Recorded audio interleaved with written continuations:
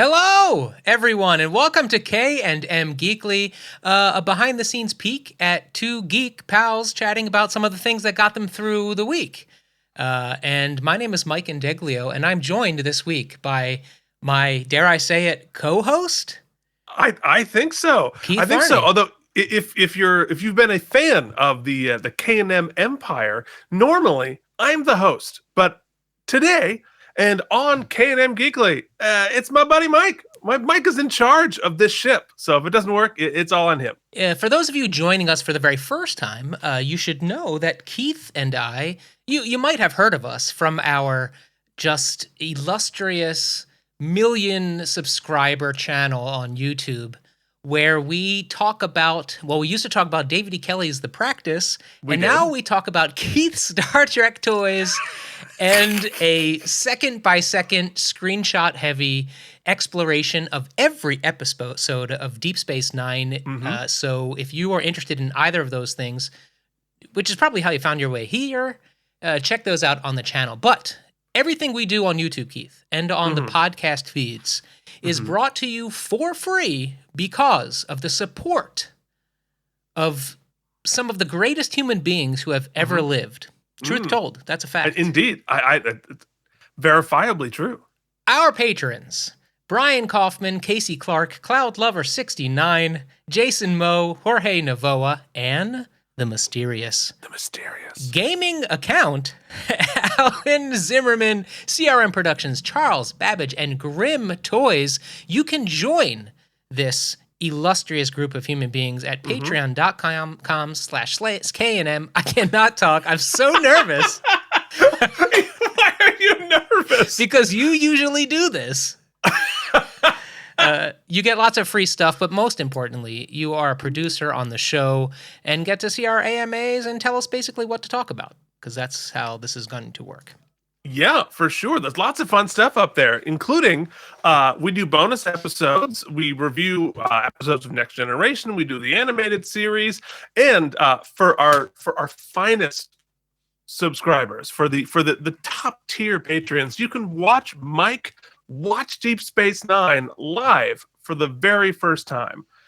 So really fun stuff. So Mike, what is the concept of the show of K&M Geekly? Why are we doing this one? Well, here's the thing. Keith and I talk about very niche things on the internet. But before that, we actually have a whole conversation, usually on our pre-show, which by pre-show I mean it's just us on Zoom, basically, and also random texts throughout the week. And since people have, for some reason, listened to us talk and maybe even enjoy it, we've decided to put that behind-the-scenes chat on the scenes. And we figured that our audience that finds our videos through other means probably enjoys some of the same things we do. And what I found, Keith, is that on the internet, there are people that hyper-focus on certain things in pop culture, like we do with Deep Space Nine, and so have an air of being experts in their field or have insider behind-the-scenes knowledge of certain things. You and I have none of that. That's true. And so why not have two just average opinions of geeks on the internet talking about things that are happening on TV, in media, and open that conversation up to our audience, small as it may be. We prefer it that way. We like to keep your friends close. So that's what we're doing. We're going to talk about some stuff that's gotten us through the week, and hopefully you pick up a thread of something that interests you, pull that thread and have something, and maybe eventually you can recommend to us, what should we be watching, listening to, reading? Yeah, no, for sure. And I think what this show is our interests, because we've spent countless hours on Star Trek stuff and toy stuff, and we're going to continue doing all of that, and we will definitely be talking Trek here for sure. But we have very wide variety of things that we care a lot about, and we wanted a place to talk about it. So this show's going to be a little bit more loose, little bit more conversational, as if our other shows were somehow tight, focused in any way. I mean, as opposed to like a mudslide of sloppiness, we're going to be like mist.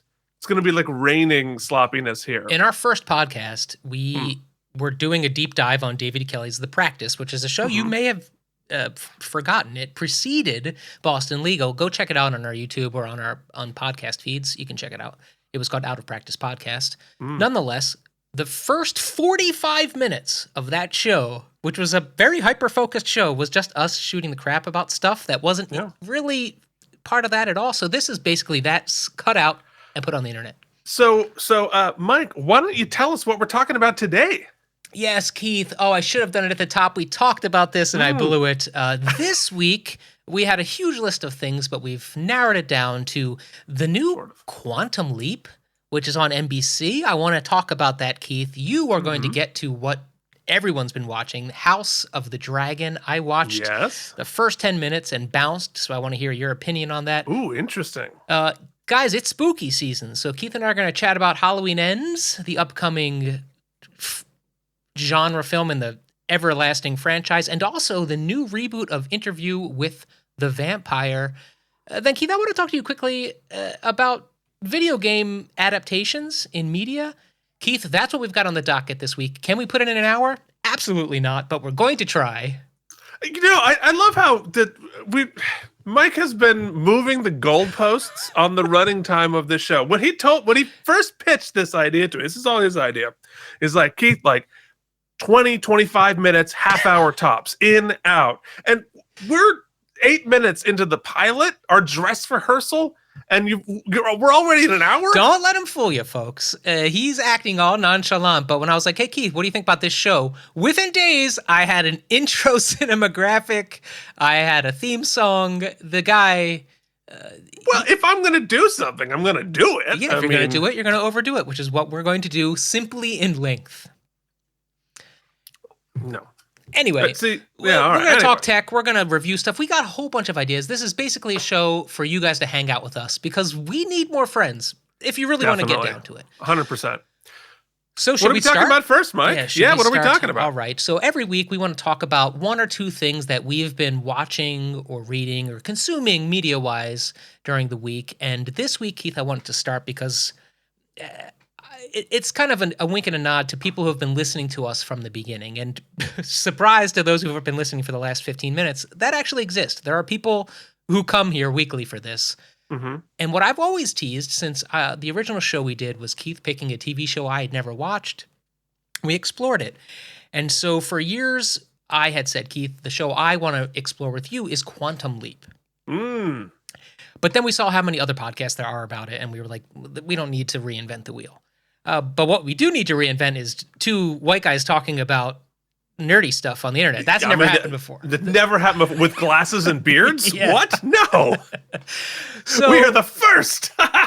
So when we talked about the weekly show, and here we are, the first thing that lined up as if Kismet had... Providence, yes. The reboot of the NBC hit from, I believe, 89 to 93, with the original Quantum Leap ran. And here we are, a reboot. All the money is on the screen, flashy. Here we are. So, Keith, let's pop into our sci-fi world. Ooh, we have whole worlds for each segment? Oh, yeah. And clearly these are fair use assets, right? Actually, perhaps I'll do a segment on it. These are from Envato, which is a stock footage, pictures, audio, music, whatever. They do not sponsor us. We pay for it, but maybe they should sponsor us. So once again, thanks to our sponsors, our patrons who are sponsoring us, sponsor the show. Because you know what Envato is? A reverse sponsor. We pay them to use their products. Right. So I think a little context is important here before I jump in. I watched the original Quantum Leap. I was 9 years old. I watched it with my mom. And it was... So my mom and I never missed a week. It was our bonding time. We went up in her bedroom. We made Orville Redenbacher microwave popcorn.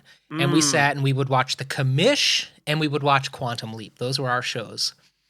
Which for a 9-year-old, probably, maybe someone should have talked to me about that, but... No, but first off, I just got to say, you were an early adopter of the microwave. Yeah, we had a microwave. We did not have a microwave. I mean, at least until maybe about that time, but we had an air popper Huh. Yeah. for our popcorn, and You so ever do we one of would. these on the stove?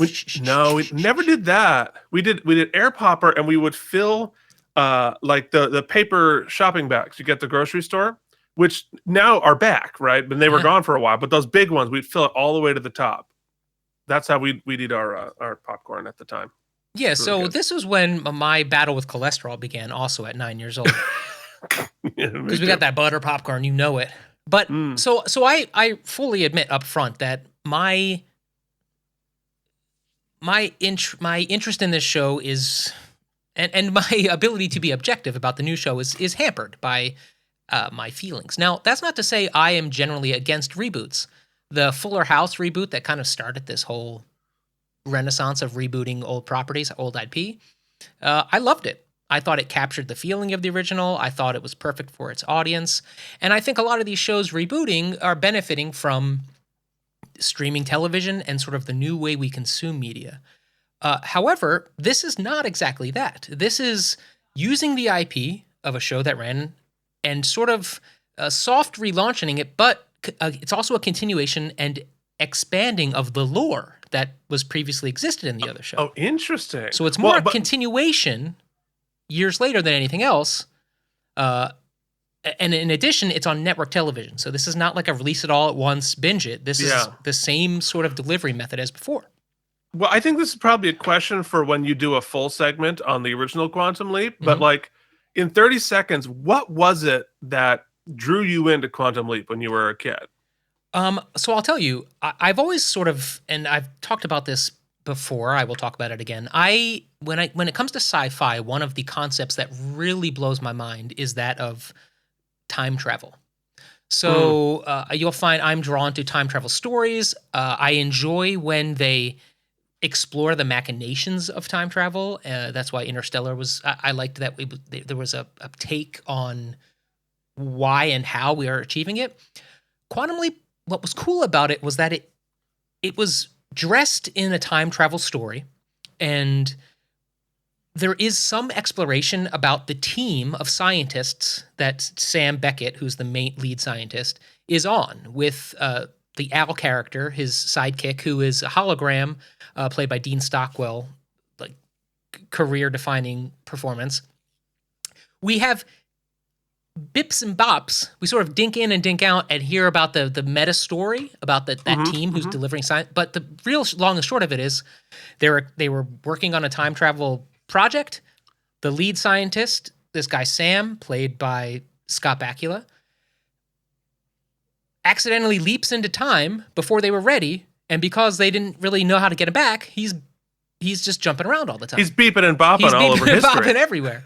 But what's cool is every episode is ostensibly a two-hander with Dean Stockwell and Al and Sam, right? One is in the actual Sam and place. Diane. Yeah, one is in the actual place he leaped, and the other person is a sidekick who's actually existing in the future, guiding him through and trying to figure out what the reboot does. It acknowledges that Sam Beckett was a real person and he got lost in the quantum leap space, and the project continued after that. And now they are both trying to. There's only 3 episodes that have aired on network. They're trying to both continuate the project, but also find Sam maybe. And oops, it happened again. So our new guy got trapped. He quantum leaped. Oops, we did it again. Oops, they did it again. So there we are. The things that made the things that were magical, and that's important. You're right. The context about the first episode or about the first series was that the chemistry between Al and Sam, Dean Stockwell, and Scott Bakula was just magical. One of those things you catch lightning in a bottle. They had amazing chemistry. And so everything they did, their witty repartee, remained the same through all of the episodes, right? But each episode was a bottle episode. He leapt to a new time and place.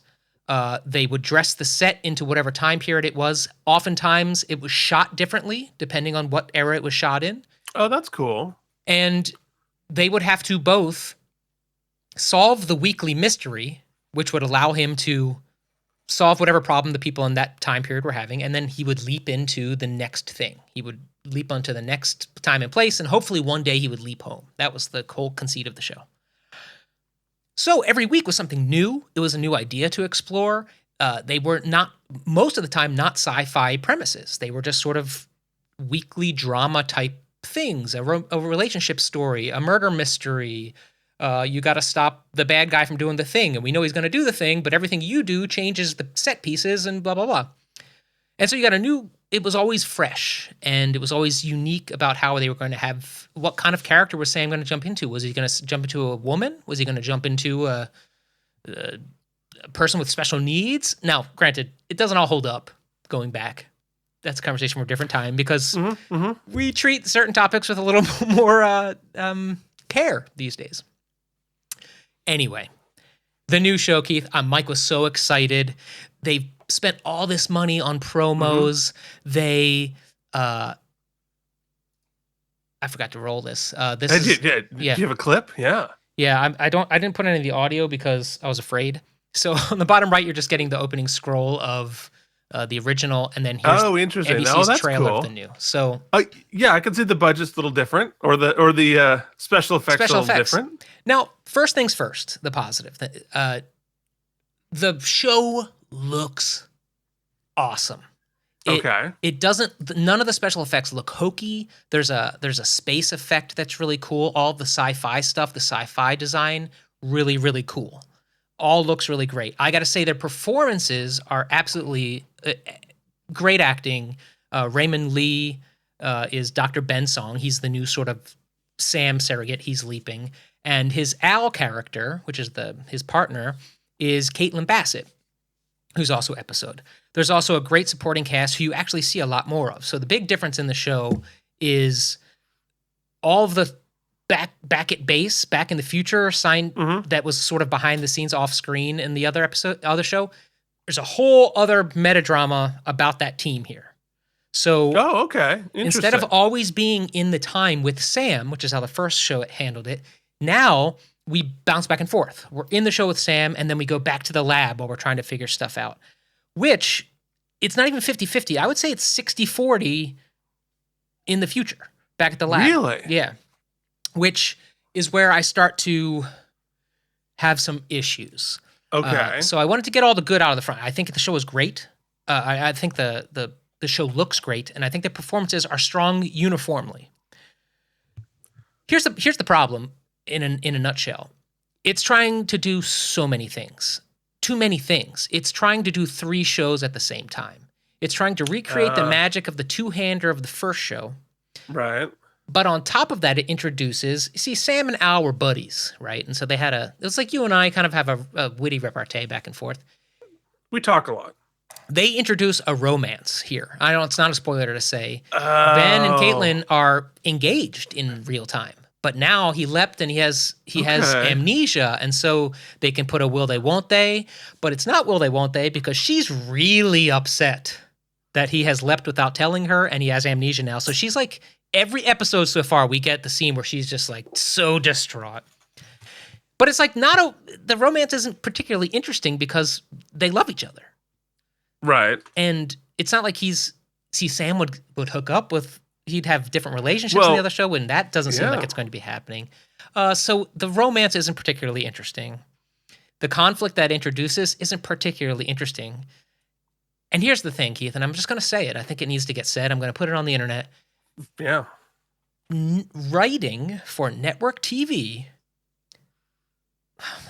that's a broad stroke. The writing on this show is not good. Yeah. It is so hokey. Sounds a little hokey. CW. Yeah. Yes. It is so hokey and so like market research tested through like, and then it seems like it was market research tested and then put through like a Google algorithm to come up with Translate. Like, what's the cheesiest thing to say in this moment? Or what are it just feels almost insulting, I have to say. Like I was audibly gagging. I was like, ugh, so many times. So that's a problem.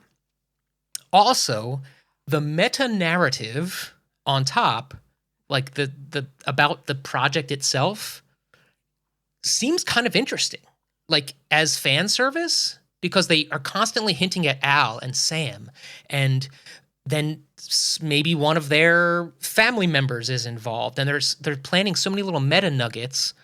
But it's kind of like lost in that I feel like I don't know if they can pay that off, because when you read all of the rags, That was going to be my next question. What's going on with apparently Bakula? Bakula wants nothing to do with it. It seems like they wanted him to be a part, but he, either because of the writing or because of where he is, he's very diplomatic, and he says, "I wish him the best, happy leaping," and all that stuff.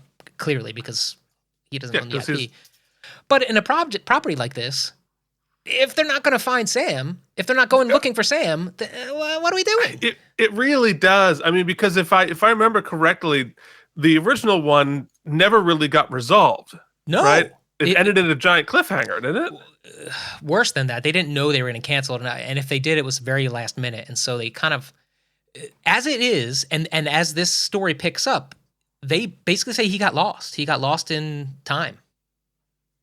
And then Dean Stockwell died, so the character of Al died, and that's kind of where it is. So they don't have to find him, and maybe they won't. I'm sure they said the production has said they've left the door open. They clearly want Bakula, because Well, obviously. Well, I mean, it's interesting to produce the show before you have Bakula locked down, right? Because it for me, if I'm writing it, right, how I create the show changes. Right. If I can get Bakula, then we can, and just like, I'm going to come in for season 2 for 5 minutes. Great. I can work towards that. I do what you're doing here, where I'm all right. We're on the search. We're going to go find him. We're going to track him down. Maybe it's his grandson or whatever. We're going to tie it, make the whole thing about him, and we'll get him in season 2. However, if I'm not going to get him, then I do a flat reboot and make no reference to the original. But no, this it could very well be half out. It could very well be that they have an agreement and they signed all the NDAs and they're just playing Totally. coy. And to be honest, the only thing that actually got me through the first 3 episodes and maybe continuing is hoping that that's the case. Yeah. Well, because you certainly hope so. Outside of that, here and here's the thing, even watching the first 3 episodes, the premise still works. Having a dude leaping through time and every episode is a different time and a place, even if it's Freak of the Week episodes, still works for me.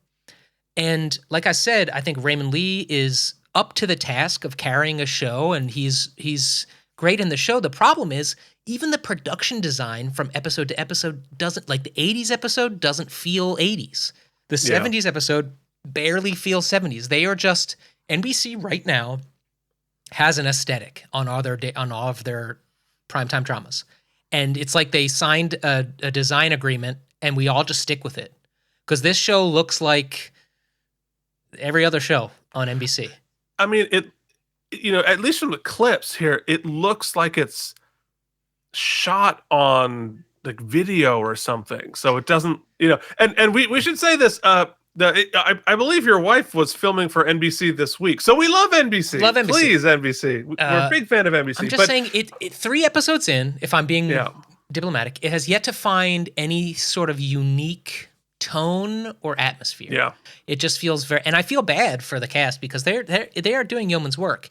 It just feels very market tested, put through a team of writers who are then filtered through a third team of writers that have to get notes from the network. It feels like that. Yeah, it's tough with network TV. It feels like it has been passed by all of the other types of streaming and services and movies and film. We're in the golden era of television, where things can be cinematic, they can be adult, they can be really leaning into whatever. I think that's what it is. The streaming stuff and the specificity of stuff allows you to lean into whatever your genre is. Mm-hmm. If it's sci-fi, you can be super sci-fi. If it's horror, you can be super horror. If you're a legal drama, you can get really in the weeds and really lean into stylistically what you're after. But network TV, it's like the diet version of all of them, because they're trying to appeal to the mass audience to the extent that they alienate the mass audience because they dumb it down. Mm-hmm. And you forget that what makes the most successful things the most successful is that they're not half 1 foot in, 1 foot out of what they're doing. They're fully committed to what they're doing, tonally, storytelling, writing wise, character wise, and it's disappointing that that's turned out to be very networky. Yeah, so that's kind of where I'm feeling on it. I'm keeping it DVRing because Okay. I'm gonna probably skim through a few and give it the opportunity to win me back over. Like I said, the cast is really great and it looks pretty, and they're developing some chemistry between. But there's so much other stuff. Like already, I can tell I have to skip the other things I wanted to talk about because this is kind of where I want to spend my time. But I'll quickly say, but then we'll segue over to you, that just to show that the reboot isn't my problem, I have. It's not your problem. I have also been checking out a new reboot over on AMC, who, unlike network television, is allowing their directors and creators to create completely unique atmospheres and worlds. I'm watching the Patient on AMC right now, which I'm loving. Different stuff, but now I'm just breadcrumbing. That's not what I'm going to talk about. There's a reboot of Interview with the Vampire. I offer for your journalistic pleasures my life story. So, how long have you been dead? The year was 1910. My business. See, now that's interesting. We should do a we should do an interview with the vampire whole segment, because I read a lot of the Anne Rice books. I've read a lot of that series, and of course the original movie. I have not seen this. Is it? Give me like a 10 seconds. Yes. Is it good? The story is very cool take on riff on the books, whereas they had already done the interviews, but now they're redoing it as they're both a little older and wiser. What's his name? Tom Cruise. No, let me get it. I have it pulled up. Millard Fillmore. No, I had it pulled up, but I dropped the Interview with the Vampire. I have lost the cast because I don't have IMDb up, but Eric Bedrosian's in it. This lead guy is so good. The period stuff feels period. The future stuff feels future-y. It's beautiful. The acting is incredible. There's some sexy time. They've given it some heat, which I think is done really well. Well, it's Anne Rice. Anne Rice is like, their books are just basically like a 300-page orgy. Yeah, but it doesn't feel like that, right? Thus far in the first few episodes. At one point, the interviewer is like, let's just get to the good stuff. And he's like, nah. He's like, let the tale seduce you, which is one of the quotes from the first episode. And it's like that. It's taking its time. It's a slow burn. The Lestat character is great. The Louis character is really good. I'm really enjoying the acting, the performances, the story. Okay. It's seducing me, is exactly what it is. And I felt like it could probably go the way of like being too much, but no, I'm in. So there you go. Well, you've sold me. I'll definitely check it out. Yeah, I mean, I think it's interesting talking about the network thing. Watching this clips right back and forth as you're talking. One of the things that network television, I think, struggles with is, as you said, visual tone. Mm-hmm. Right? Everything is overlit on network television, and so you don't get the shadows and darkness, and so it all feels a little plastic. It's like movies from the 90s, right? Like even like the thrillers or whatever, everything is way overlit. Mm-hmm. And I think network TV is sort of like that. It's like, we can't trust that you are not working on a 13-inch standard definition television. You got to make sure you can see it, which is what they had to do. It's like audio compression on the radio, right? Yeah. You have to compress the sound down to 16 kilohertz, and that way it sounds the same on every radio. But then you're killing all the colors. I will say lastly on that point, because it references back to something you said about the Quantum Leap.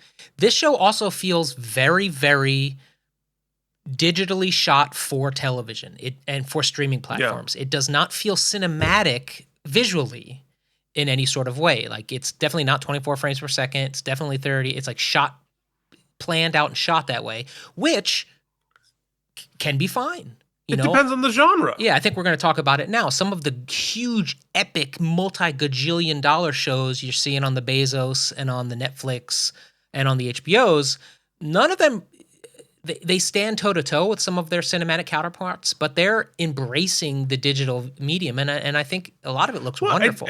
It doesn't need to not be digital look good. I know there's plenty of like film people out there. It's like, it doesn't look, no, it did, like if you light it correctly and you key it correctly, you color correct it correctly, I can't tell the difference, and I'd pay a great deal of attention to this kind of stuff.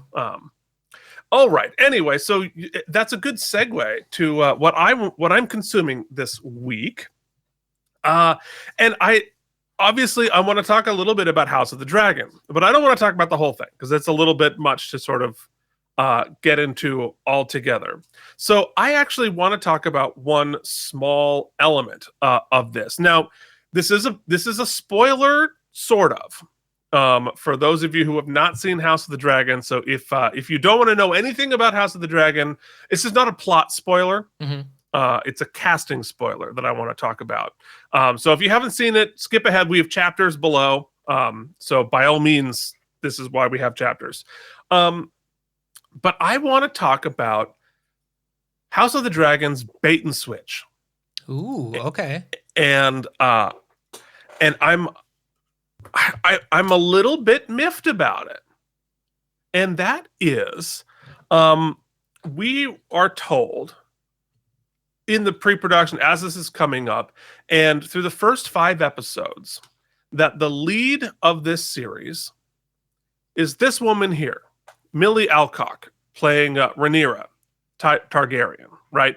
And so we spend 5 episodes really getting to know her, getting invested in the character, getting invested in this actress, and really immersing ourselves into that world. Well, except cut to, which we didn't know as an audience, but obviously they did. Spoiler alert, kids, but put your earmuffs if you need it. Starting with episode 6, we're jumping forward 10 years. Oh. And so you go to the next picture there, so, to show how they were marketing this show.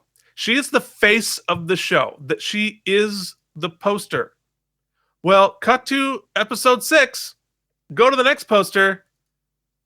Wait, no, sorry, just kidding.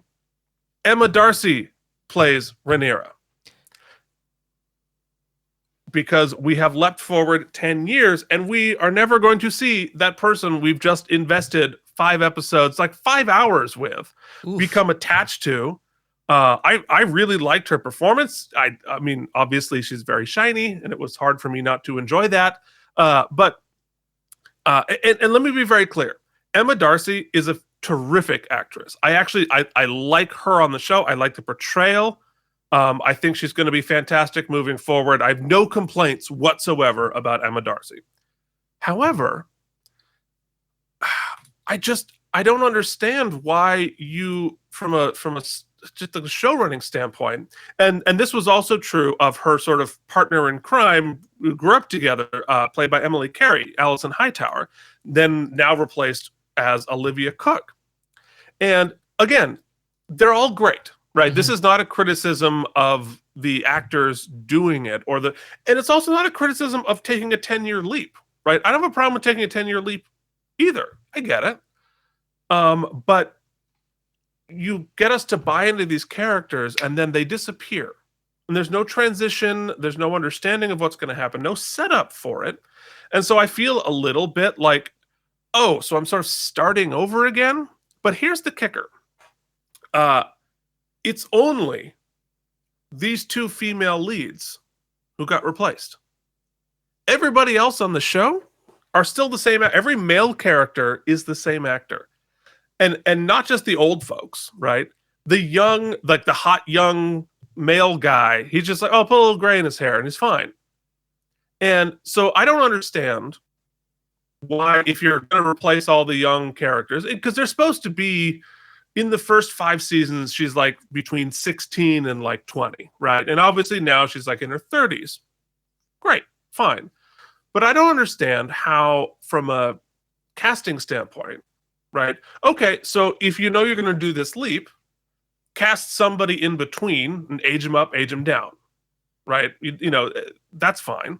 Or if you're going to do this leap, then why not actually have it be an adult and a child, and not a young adult and a only slightly older young adult, right? Huh. So it was very strange to me, and I was very disappointed. And that's not fair, primarily to Emma Darcy, right? So like she's booked this incredible gig. She's giving this great performance on this giant show, and the first reaction of everybody who turns on their TV the first time they see her is confusion leading to annoyance. Right. Why are you doing that? You know, if we'd started with her, start with her. Like, fine, she's 16, we buy it, like whatever. Like you can do plenty with costuming and makeup. Or Millie Alcock, like, age her up a little bit. She's playing what, 30 at this point? Like, right. Who cares? Like, make it work either way. Talk about at some other time. I am enjoying it. I mean, it's different. It is different than Game of Thrones. The pace is slower. It's a lot more power and intrigue. And obviously, it's season 1, right? There's going to be all sorts of calamitous wars and craziness, but this is much more like, backroom wheeling and dealing and family drama for power. Yeah, so I'm only a couple of episodes into the Emma Darcy era. And again, she's great, but I definitely was like, what? And I had to look it up on IMDb. Like, what happened? Do you think that's because that annoyed me? Game of Thrones is known for radical shifts in the aliveness of random characters? To put it. If they killed her off, fine, right? Because that would be like, they could have Ned Starked her, right? But and that would have been like shocking and, oh my god, we thought it was the lead and you killed him off. Okay, but I think recasting is different than killing off, because it's not a storytelling thing; it's a casting thing. It made me much more aware of. It pulled me out, made me aware of the production. It broke the fourth wall a little bit, because I'm like running to IMDb, and everybody else is the same. Everyone else, they just put a little gray, or like had them balding a little bit, so it was just these two women who were recast. Huh. I don't get it. Anyway, so those are my thoughts. I'll get to it eventually. There's so much other stuff, and I wasn't really into Game of Thrones personally. I think I got into it culturally. Like, I watched the last 2 seasons because people were having watch parties, but I never really started from the beginning and went with it. So I'm not emotionally tied to this prequel. Story. I'm not emotionally tied to the prequel. I mean, I wasn't like so obsessed with it to get deep down into the lore. But I did very much enjoy the original series. I mean, obviously it kind of went off the rails at the end, but I did enjoy Game of Thrones for sure. Anyway, obviously I'm going to stick with it. The new cast members are growing on me immediately. I mean, they're excellent. So no complaints there, but complaints about, I don't know why you made that decision. Mike, what's next? So, Keith, we want to spend a little time about some things in the news, and I use that in a very specific realm. I mean, I guess we could go into any news realm. I kept it pretty general, but this week we both stayed within our lane for the most part. And since I went on ad nauseum before, and I have a little fun game for us. A game? Yeah, I'll go second. I'm going to let you pitch first, Keith. What is in the news this week that you think we wanted to chat about?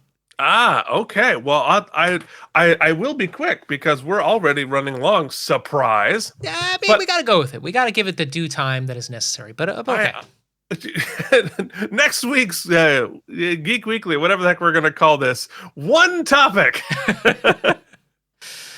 Yeah. So what I'm excited about this week in nerd news is Friday the 14th. Halloween ends. Sure. But I am a big fan of the Halloween series. Mike, do you know how many Halloween movies there are? I had read a thing through my feed, but I don't. I would say it has to be 16. There are actually 13 Halloween movies. So this is the Friday the 13th of Halloween. It is claiming to be the end, but we all know that's never going to happen. But this is the end of a trilogy by David Gordon Green, who wrote and directed all three. In fact, the last movie was Halloween Kills, came out exactly this time last year. They were both filmed together. And so, and they were both follow-ups to Halloween 2018.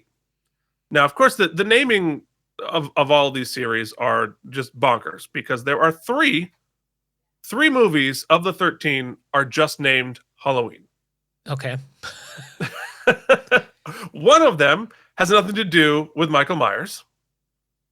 Right. And they have rebooted the timeline, I think, 3 or 4 times.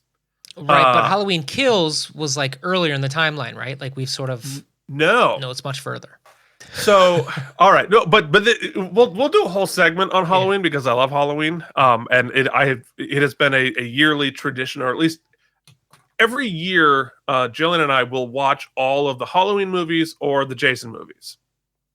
So we go all the way through them. So this trilogy, the David Gordon Green trilogy, deletes all of the sequels after the first movie. Okay. So 2, 3, 4, 5, 6, 7, 8, 9, 10 did not happen. Okay. Right. And so it's probably for the best. Well, I mean, it's not a bad idea. Well, first of all, there's a lot of them are conflicting because this is not the first time they have deleted all of the history to bring Jamie Lee Curtis back. Right. Because they first did that in Halloween H2O. Halloween 7 pretended that 2, 4, 5, and 6 didn't happen. And then there was the Rob Zombie a couple of films, which was a complete remake. No Jamie Lee Curtis. Now we're going back. We're bringing Jamie Lee Curtis back. So much lore. It's really fun. I love all of them, including the terrible ones, of which there are many. But I'm really excited to see what happens with Halloween Ends. Have you seen any of this trilogy? I saw all of them. In fact, I was just talking with my wife about last year's. We were reliving it because we want to go and see this one. Last year's was a little bizarre in that it was like very much also about this man going through here's the thing. Here's why I don't care about them blowing the lore up. None of them really make a goddamn lick of sense anyway. Of course not. It's about the kills, and I thought there's some great kills last year, and I think Jamie Lee Curtis's like this version of that character is so off the She's wall. Great. Yeah, that she's always it's great. just a ton of fun. So I'm and clearly she plays a huge role in this one. Although they made you kind of think that was the case last year, and then she was like in one hospital scene for like 20 minutes or 2 minutes. Well, because she was still. It happened the same night as Halloween, Right. So she was injured. So, but yes, I'm hoping she plays a larger role in Halloween. Also like Kills. old. Well, Michael, I don't know if you know. I don't know if you looked in a mirror recently, but time comes for us. She's my badass, friend. and I'm excited about this one. And I guess next week we're reviewing it if we're both going to see it. I mean, I think we might as well, right? Yeah, it'll be like Halloween time, so perfect. Yes. And so, yes, and of course, the first Jamie Lee Curtis is going to be the lead in the movie, and then a bait and switch, and she's only in the opening, was Halloween Resurrection. Do you remember Halloween Resurrection? No. Yeah, I think it might be the most unwatchable of them all, because it was the one where they were like doing the future, like cool technology webcam style. So and she gets killed off in the first 5 minutes. Was he ever in any of the remix movies? Like, we had Freddy versus Jason. Has he ever? And then we had like Predator versus. Like, no. Huh? Mike Myers. Well, because Mike Myers in this. Well, if you don't count Halloween 6 and 5 and 4, kind of. There's nothing supernatural about Michael Myers. So Well, he can't not cross anymore. over into These a days he is. supernatural. They Well, can't. well, They not- can't put this guy down. Not well. I mean, he's just super tough, Mike. He's super tough. But yeah, I mean, really, only the only 6 made it supernatural. But they deleted that almost immediately. So next week, come here, and Mike and I are going to review Halloween Ends. I'm very excited about it. Mike, what do you have? What's your news this week? Keith, I want to play a fun game with you because in the news this week for me, we have a splash amount of video game properties making their way to A, the big screen, and B, our prestige television. I mean, if it's an HBO show, it is, we're talking about it. And so this week It's not TV. Oh, yeah. It's HBO. So quick, I just want to spend a little bit of time. Maybe we'll see how if we get to the other segment. Maybe we end it here. But we do talk. We do talk. I forgot. We do talk. Yeah. I texted you that today. Yeah. I want to understand sort of where you come down on should our video games be in our movies, and then I wanted to watch the trailers with you here and see what we think. So first things give a thumbs first. up, thumbs down. Okay. Yeah. First things first. Have you ever played The Last of Us? I have not. Do you own a PlayStation? I do not. These are two shameful things. Because I have an Xbox. Yeah, well, you can't get the Last of Us on there. So The Last of Us is Naughty Dog Entertainment, who gave us the Uncharted series, one of the number one top studios in all of AAA games right now. Okay. Neil Druckmann headed up he was the artistic or the director on the game. It got a sequel released, which was very divisive because it took 2 characters that people had fallen in love with and kind of led them in a different direction. I think parts 1 and parts 2, although bleak, very. This is Last of Us. This is The Last of Us. Yeah. Okay. Do I keep saying Uncharted? No, you hadn't said it in a while. Oh. Very much like the novel The Road are very stories of heartache and grief and bleak with touches of hope, but mostly about relationships and loss and so many human emotions. Keith, I never really understood the games as art debate, but this really nails it home for me because yes, you could read it, yes, you could watch it, but to experience that journey over 60 hours or so, fighting these zombies, but even if I just played the games on easy so that I could get past the combat stuff and just be the characters. So them turning that into an HBO show can be a little, could go, it's very zombie heavy. So it could very much, we already did The Walking Dead. We kind of already did it. But I'm really excited. They got Pedro Pascal. They have Bella Ramsey. Neil is the showrunner. He's heading up the writing team, so I know it's in good hands. So since you haven't played the games, let's watch the trailer and just see simply, is this a show Keith might be interested in? Do they do enough for the non-gamers to capture your attention? All right, so here we go.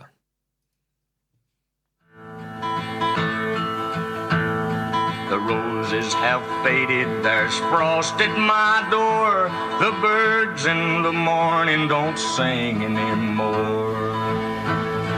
The grass in the valley is starting to die, and out in the darkness the whippoorwills cry. The darkness is certainly classy falling. looking. The sky has turned gray. A hound in the distance is starting to It's crazy what a good song in a trailer can. I know, that's why we're going to get YouTube striked. Ooh, that's scary. So those zombies are referred to as the clickers. Oh, it's that little girl from Game of Thrones.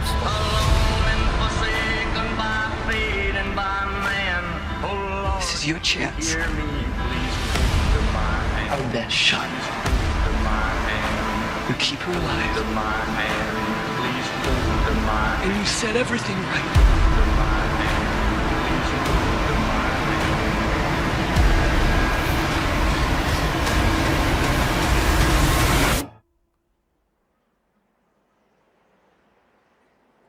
Save who you can save. Oh, please understand. Yes. Okay. Yeah, I mean it looks great. Like there's no question. Like it looks well shot, looks exciting, it looks well acted. I think for me, here are my thoughts. Very very very quickly. And I will say this is a great chance to plug my zombie novel, The Dead Circle, available below. You can buy it below. Check out The Dead Circle by me, and it has a sequel. You can check it out. It's fun. Anyway, so I think two things it's going to have to do. One, the obvious, distinguish itself from Walking Dead, which is not its fault, right? It's just a happenstance of not being first there. Nor was Walking Dead, but Walking Dead distinguished itself. And two, what concerns me about that trailer, and this is entirely a personal taste thing, right? For me, when Walking Dead lost me, it was with interpersonal drama. Who was sleeping with who and who stole whose truck or whatever it is. That I find annoying. I just was never able to like get into any of the human stuff. Like what gets me excited, and maybe and you can maybe tell me this about the game. What gets me excited is creative problem solving with the zombies, or whatever it is. Like I want to see people problem solve their way out of impossible situations by being smart and being clever, and it's not just like bashing through with a shovel. Like figure out a way out of your problem that's like clever and interesting, and fortify or have escape routes or defenses, whatever. That's the stuff that gets me excited. So I'll say only this because there's so much potential for spoiler. Everything I love about the game, everything I love about the central story has nothing to do with zombies. Yes, Okay. the zombie apocalypse, but it's the human journey of these two characters who are a grown man and a young child. So it ain't a lot. And that's the whole thing. The whole thing is these two characters. Yes, they encounter other characters who have a lot of agency and purpose in the plot, and I'm sure they will probably blow that out a little bit for television because there's not as much. But my hope is that, much like my playthrough on playing it on easy, I hope the zombie stuff is completely secondary. The idea of the zombie apocalypse important, and how we've all survived and the kind of world we're living in. But I will say, and I'll leave it here, especially for those who don't know it, the first 20 minutes of the first game is the most extraordinary sequence I've ever played in anything. Really? Yes. And if they can capture what I felt, when I finished that sequence, and I'm going to try to keep it, I put my controller down and I felt away for about 45 minutes. Now, that type of experience happened to me 3, 4, 5 times through that game, and a handful of times in the second game when Jen would come home from work, my wife, and I would just be sitting in a chair crying, and she's like, "What's going on?" I was like, "The video game I just need a minute." So if they can capture any of that on the screen and let millions more people like you that haven't played the games because they're segmented on one console or just too damn difficult. My wife couldn't play it with me. She can't do 3D. So is it open world? Ish. It's sort very, but Druckmann is very directed with his narrative experiences. Anyway, I think it has the potential to be great. The only problem, it's not till next year, like March next year. So we're still waiting. Okay. Well, I got to figure out a way to play the game. Yeah, take your time. So PlayStation, if you would like to sponsor, what are we called? K&M Geekly, and send me a PlayStation so I can play Last of Us. That would be great. Okay, Keith, I'm going to just roll right into it real quick. So there's that heavy, dramatic HBO show. And the other thing we've got is what the world has been waiting for ever since the initial Bob Hoskins movie. Is the finally John Leguizamo, the fully 3D CGI Super Mario movie with Chris Pratt in all his Mario voiced goodness, Jack Black as Bowser. What do we think? Let's roll it. Okay.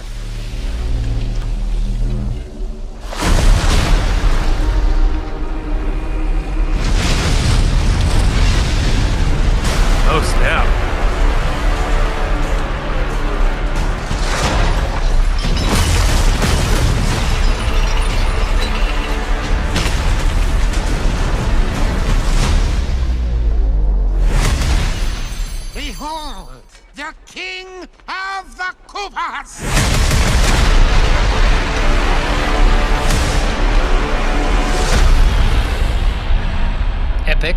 We love us some Bowser. It's come a long way since the Nintendo. Yeah. CGI is incredible. Open the gates! Is this DreamWorks or Imagination? It feels like very Minion-y. Yeah, it does feel. I don't know. Wait, there are angry birds in it? They do look like it. Twitters? Tweets? Tweets. Oh, that's funny. That is but a taste of our fury. Do you yield? Illumination, yeah. I do not.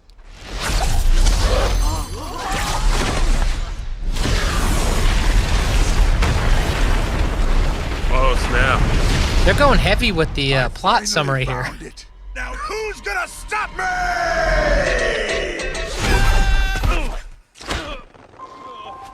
There's been such discourse over Chris Pratt as Mario. Did you know that? I did, yeah.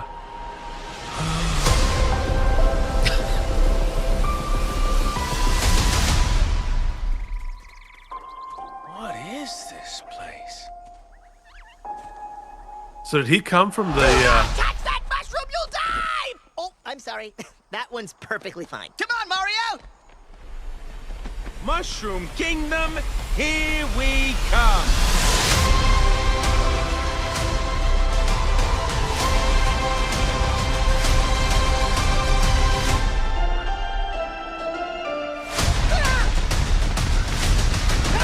Charlie Day as Luigi. okay. So what do you think? Are we getting tickets? Are you in? I